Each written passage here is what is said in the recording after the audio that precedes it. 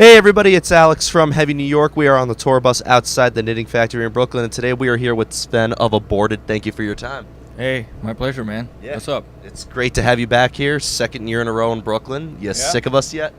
No. I mean, and before that, it took a couple of years for us to come back. So I'm actually happy that we're making it more frequent. We're trying to come to US a little bit more. Yeah. So yeah, I mean this tour's been fucking killer. Last year Devastation was cool. So yeah, we're stoked. Yeah. You're always welcome here in New York. Thank you very much. Yeah. But your latest record is Terrorvision, which came out in 2018. You want to give a rundown on how the making of the record is and the record cycle thus far? The making of the record, I think, is the record we actually put the most time into, because this is the only record we did full pre-production of. And we also had way too much songs. So there's a bunch of songs that never made it on the record. We recorded for about 65-70 minutes of music. And then the label asked us to trim it down because they thought it was too long. Which was hard for us because we loved all the songs. But after listening to the whole master a couple times, we're like, it does get intense. So we decided to scrap like 3 tracks that we were like, you know what, we'll use them for something else later. Let's try to make the most coherent album and then the most coherent thing out of those other tracks. So that's how that went. But we actually recorded the entire album at home ourselves before going in the studio. So we were very well prepared for once. Of course, the producer still, had his little hands on it. Other than, I say little hands, not like your president, but something else. And he, I went like that. We recorded it super fast. We split up the band in 2. The guitarists were at Mendel's recording, and then Ken and I were in Germany at the studio. I think we did the entire record in 2 weeks, something like that, which was retarded, because we had a lot of simultaneous back and forth. Yeah. You ever worried that the songs you like cropped out of the record are going to be on like some B-side in the future and just be the biggest hit you guys ever had? No, because we're... Basically, the plan is to, since it's anniversary this year, 20 years since our first album, we wanted to do something special. So we're actually going to use, I think one of the 3 tracks that we really like is going to be on that release. We're writing another bunch of new songs that we think are pretty cool, and then we'll re-record a couple songs from the first 2 albums to do like a sort of anniversary kind of release to celebrate the 20 years and to also give the fans something new. I don't know when it'll be out. We initially planned to do something after the summer, but since we want to make it this sort of big project, it'll probably take longer. But I think people are good with our music for a while, so that's okay. Yeah. Now, being that, Aborted now has like 9 albums out and a bunch of EPs, and, you've been around for 20 years, as you said, do you tend to take a new approach to every album that you make, or do you have kind of like a usual formula or template that you follow? There's never really a template. I think what we usually do before we start writing, we're like, all right, so we did this. What could be better, and what do we want to do different? What do we want? Where do we see it going? What kind of direction we want to go with the new shit, or what comes up? And we just usually like roughly talk about, right, it'd be cool to add this, or be cool to, maybe we're missing this, or we forgot, this element that used to be there in the past that was cool, but we kind of like when it kind of got lost in all the, throughout time and all the new shit. So we kind of discuss that kind of shit, and then we just start writing. Usually it's what comes out, and when something doesn't fit what we have in mind, we just toss it aside.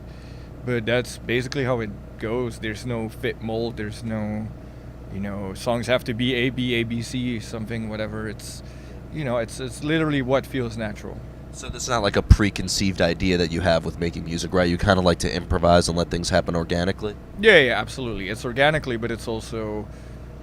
like, for example, let's say for Terrorvision, we thought, like, what can we do?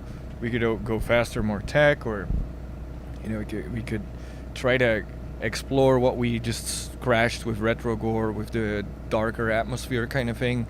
And we decided to keep things very high energy, very intense, and try to evolve or incorporate that whole dark dimension a bit more in the songs.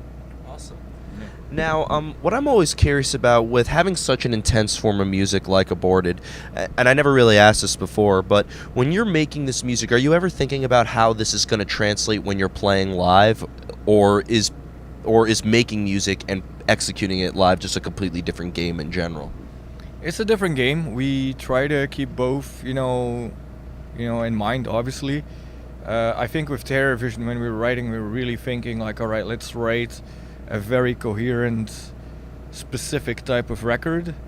And I think now we're also, with the newer stuff, what we're writing is the next step we want to do, because this is something that's been hard for us. With everybody living all over the world, we don't really get to jam as a band. Everybody's got their producing tools and demo tools, but we don't get to jam the songs before we record them. So this is an additional step we want to take now, is when we finished writing shit, is actually lock ourselves up for a week, jam out these songs and work out any kinks. So we want to get songs that are that have much more impact live as well. So we're like combining both. It's not a problem to play all the songs, but there's just certain songs that are album songs and songs that are live songs. Yeah.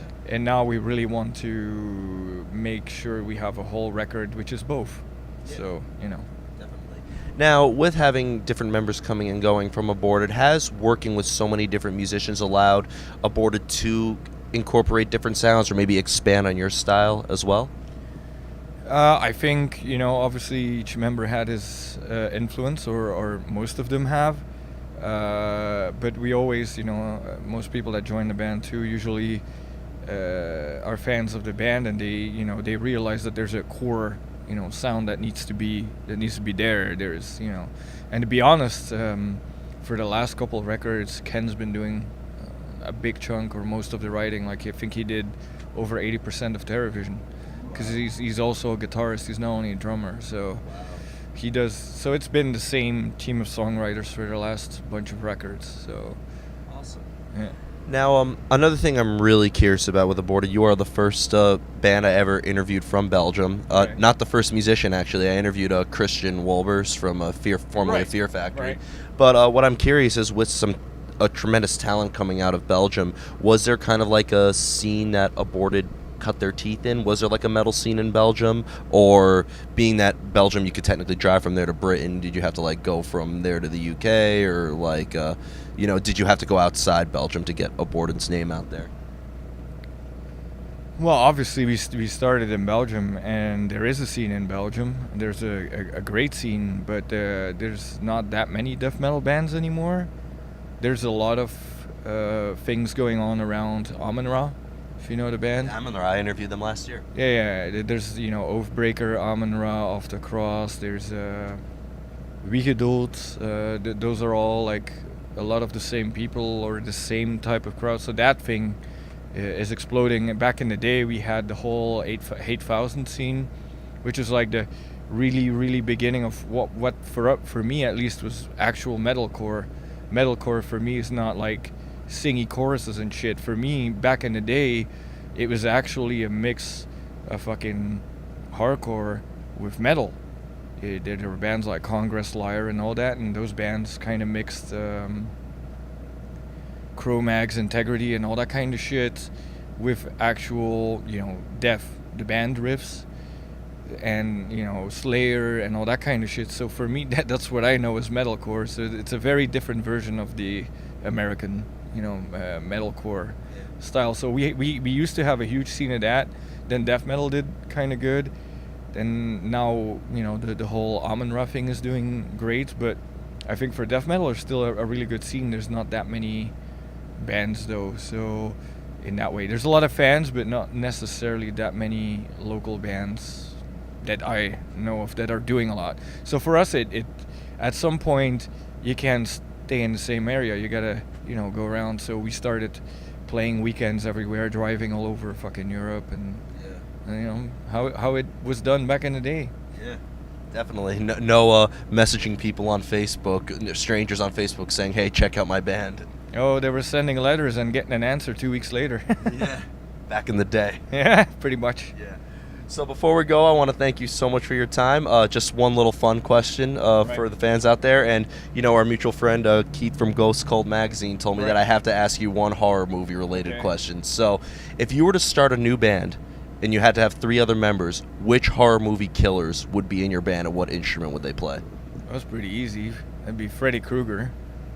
I don't know. He'd have to be the singer, I guess, because of all the fucking, one-liners and shit.